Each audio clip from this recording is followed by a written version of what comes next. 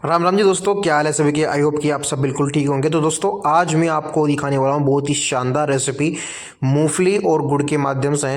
तो दोस्तों आज सर्दी का बहुत भयंकर मौसम हो रहा था, तो मन कर रहा था कि इस ठंड में कुछ गरम गरम चीज़ खाई जाए ताकि बॉडी को एनर्जी मिल सके। तो गाइस आज हम बनाने वाले हैं घर पर पपड़ी, गुड़ पपड़ी जिसे कहते हैं। तो सबसे पहले मैंने लोहे के तवे पर इन मूंगफलियों को अच्छी तरह से सेका, और सेकने के लिए देखा जाए तो मेरे पास कुछ था नहीं जुगाड़, तो मैंने चमची का ही इस्तेमाल किया, क्योंकि पलटा वल्टा तो मैं कहाँ से लेके आता। तो हैंड टू हैंड में पलटा तो नहीं लेके आया, बट पलटे की जगह चम्मच मेरे हाथ में आ गई। तो चम्मच से मैंने इन सबको अच्छी तरह से तवे पर भून लिया।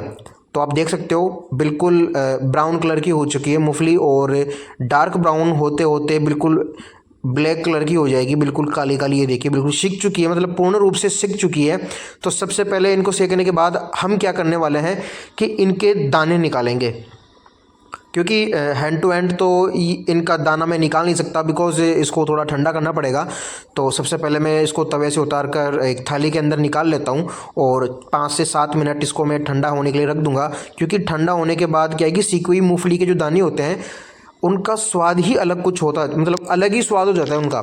तो सबसे पहले मैं इन दानों को निकाल लेता हूँ, मूंगफली से अलग कर लेते हैं भाई, क्योंकि फिर कचरा भी तो हो जाएगा ना इसके अंदर। तो उस कचरे को, और जो दाने के ऊपर जो छिलका होता है ना हल्का हल्का, इस छिलकी को भी अलग करना पड़ेगा।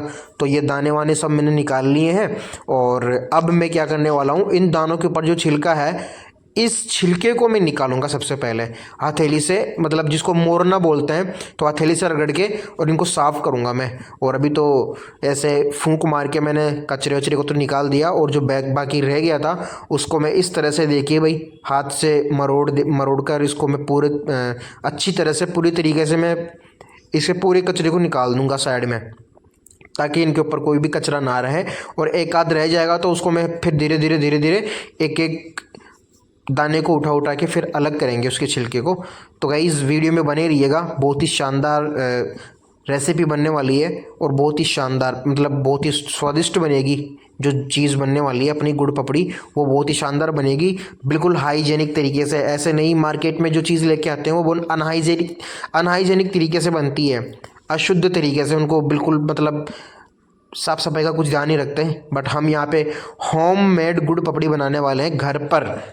तो देखिए किस प्रकार से हम गुड़ पपड़ी बना सकते हैं, और आप लोग भी अपने घर पर इस चीज़ को बना सकते हो बिल्कुल फ्री ऑफ कॉस्ट। यानी आपको कोई ऊपर का खर्चा कुछ भी नहीं लगेगा, बस थोड़ी सी मूंगफली चाहिए और थोड़ा सा गुड़।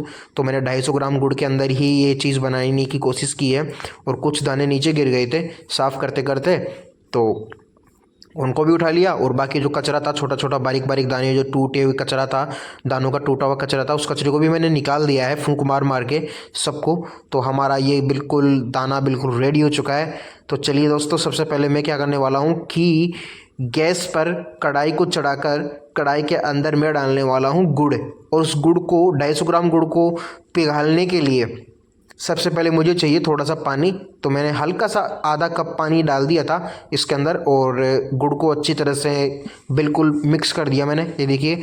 और पानी बिल्कुल गर्म हो चुका है। तो गर्म होते ही भैया गुड़ के अंदर उकाल आ चुका है, बहुत ही ज़बरदस्त उकाल आ चुका है।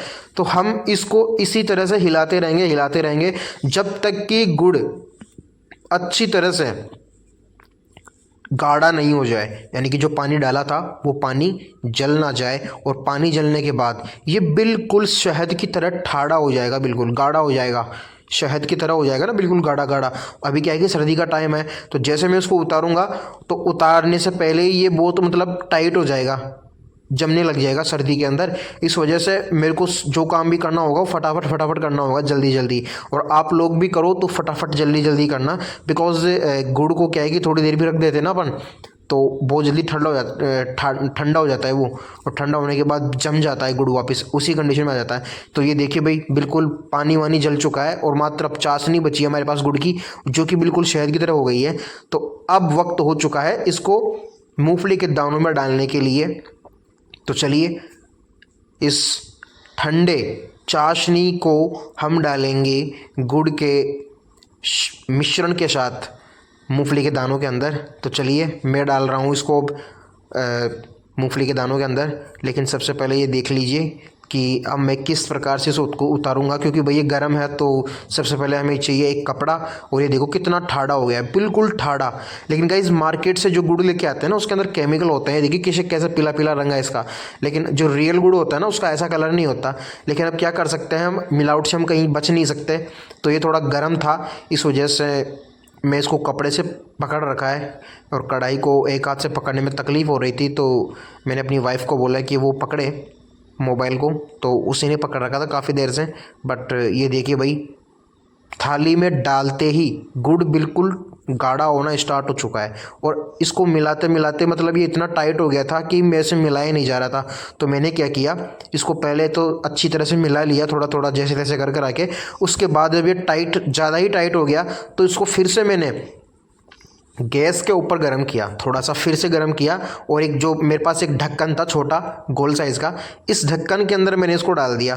बिकॉज इसके अंदर डालने से क्या होगा कि इसकी जो सेफ होगी वो बिगड़ेगी नहीं। लेकिन गाइज यहाँ पे मैंने एक मिस्टेक कर दी, और वो मिस्टेक ये हो गई, मैं आपको लास्ट में बताऊंगा मिस्टेक क्या हुई। चलो इसको तो अभी मैं इसको ऐसे कैसे डाल देता हूँ, वो मिस्टेक मैं आपको बताऊंगा। अभी मेरे को ध्यान नहीं आया, बट मैंने जैसे वीडियो को एडिटिंग की तो एडिटिंग के टाइम मुझे पता चला कि मेरे से इस मिस्टेक हो गई।